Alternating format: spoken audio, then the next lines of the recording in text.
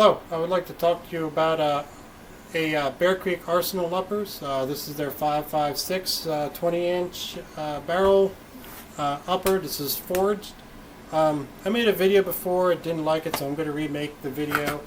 This is my new video. I'm just going to delete the old one. But yeah, this is the Bear Creek Arsenal AR-15 5.56 A2 style 20-inch. Before I begin, always make sure you treat your firearms as if it's loaded. Make sure you keep your trigger finger off the trigger unless you're ready to fire. Whether your magazine's on the table or in the firearm, you check it. You drop the mag, you check it. You check the receiver, make sure there's nothing in the receiver. You look down in, make sure there's nothing in there. Always keep your firearm down and away. Make sure you never point it around at anybody. Always carry it down and away. When you're ready to chamber, you chamber downrange. That way you keep yourself safe and everybody else safe around you. That way if there's a malfunction, you're keeping yourself safe and everybody else safe. Make sure you are aware of your target and what's behind the target.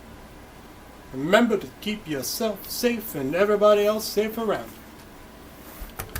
So, I want to go over this again. I have a buddy who put together the lower for me. This is a PSA lower. Wanted to make sure I had something good to kind of swap out with uppers and stuff like that. Just for reviews and gun discussions. So this is a Bear Creek and a PSA lower. I did go with the Magpul stock. I did not like the Slidey Boy. I like the feel of that much more. It's much more direct, and you can feel the firearm much better with that, in my opinion. So I have a lot of things to go over with this. I have a buddy who RLG Firearms. He sells and he's a gunsmith. Again. So I did not purchase this upper from him. I went through the Bear Creek Arsenal website. So I did not get that from him, but I did notice when I did get it in the box. I'm an advocate for never firing things out of the box. I don't think it's very healthy or safe. So we're all human. Even if I buy from RLG Firearms, I always check because we're human. There's always like the one day, that one chance, So I always check them, and this kind of reaffirmed it, because when I got this, I did check down the barrel. You never look up the barrel. You never look muzzle side. You always aim down sight side. So you always aim down this way. So when I was looking down that way, just through the receiver here, I was just looking through the receiver. I did notice metal shavings, and I did when I had this separated, I pulled this out and I tried shining light down there. So I looked all the way down through that and looked through the barrel. So I didn't see much light even after cleaning it the first time. So I'm like, okay. I noticed that it was a little weird because this whole thing was kind of drenched in oil. The BCG was completely drenched, and it was just like, I'm like, all right, because you're supposed to oil it, but you're not supposed to oil it that much. So I just took it, cleaned it out, and cleaned everything, dried everything off, and then asked him if he would just have it a quick look over. He did notice some things with it. Well, first he noticed that the front sight, the front sight on this was clicking. You could go like this. Now I'm holding it because all ARs have wobble, so they just wobble. But you could go like this, and you could feel it click.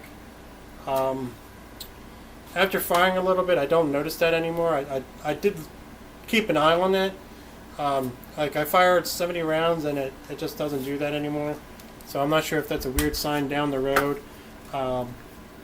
Let me take the BCG out and show you what he found on the BCG real quick.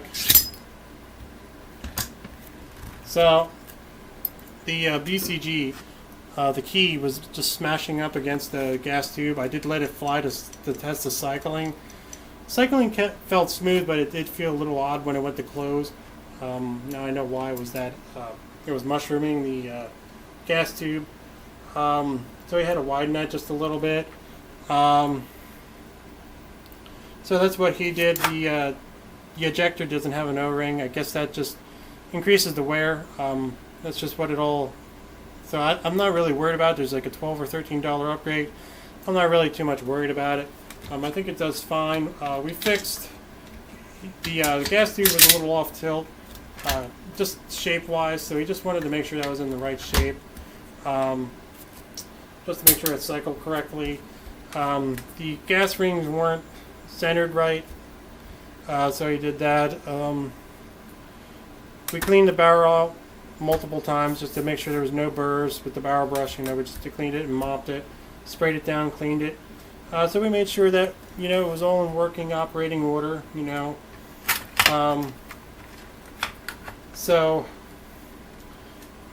their weird quality control issue, they're known for it. Either get a good one, bad one. So I guess I don't know if this is because they're forged one, but this thing does work for me. So I don't know if I just got lucky or if I just got a better quality version of it.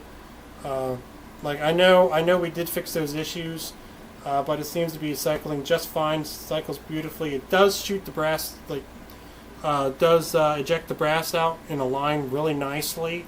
That's kind of what you want to see. Their firing pin is an enhanced firing pin, but that seems to be hitting dead center on those rounds. Seems like it's firing beautifully. It has, for as cheap it is, seeing that line brass is pretty cool. Tend to not see good brass lining when you get cheap. Tend to see it just not go as far. You want to kind of have a nice line to it. You want to see a consistency to it. And for cheap stuff, you don't really see that because down the road, they all wear. So you want to make sure it's it's ejecting properly. So it fires fine. It fires quite well. I'm enjoying firing it. I like the iron sights. The iron sights are pretty accurate. It's got two different types of apertures on the back. It does have windage and elevation too. So you clicked it now, it's long range, or longer range I should say, and now it's closer range. But yeah, it's pretty nice. This carry handle has two nice knobs to it to take it off, and I did hand tighten this, so it's really tight now. It's not coming off, so it's pretty good. But that kind of gives me, because you're limited to because of the style, but you can have a co-witness sight, which is perfectly fine for these.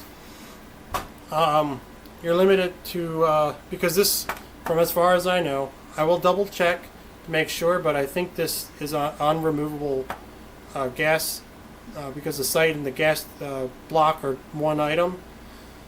From what I understand, the dimpling makes it hard to get a gas block for it, so I don't think you can get a gas block for that, so I'll just double check. The handguards, because this is a Delta ring, you only got two styles.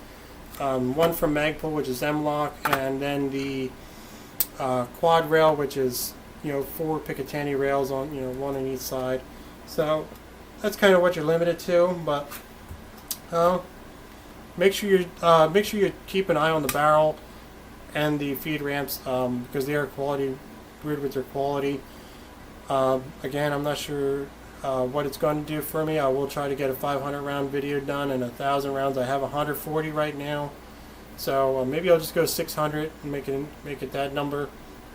But so far it's firing really well for me. But keep an eye on those feed ramps in the barrel. They tend to wear very easy. Again, this is their forged stuff, so I'm not really 100% sure what's going to be going on, so I'll do 500 and 1,000. But yeah, it's firing very well. I'm pretty sure if you double check these things and you make sure everything is in good working order, everything is fine. You don't fire them out of the box. You just check them because we all know they have quality issues.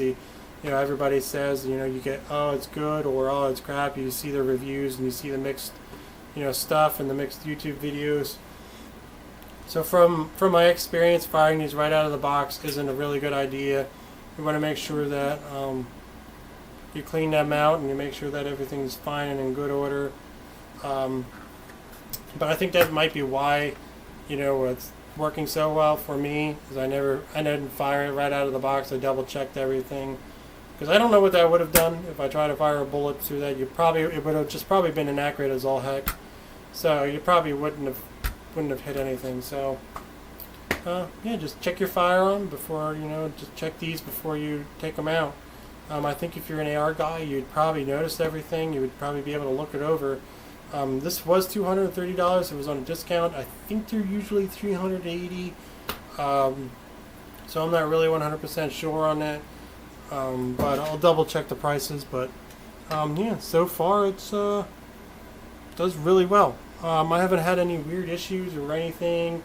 Firing the brass ejects out of it, really well, very beautiful.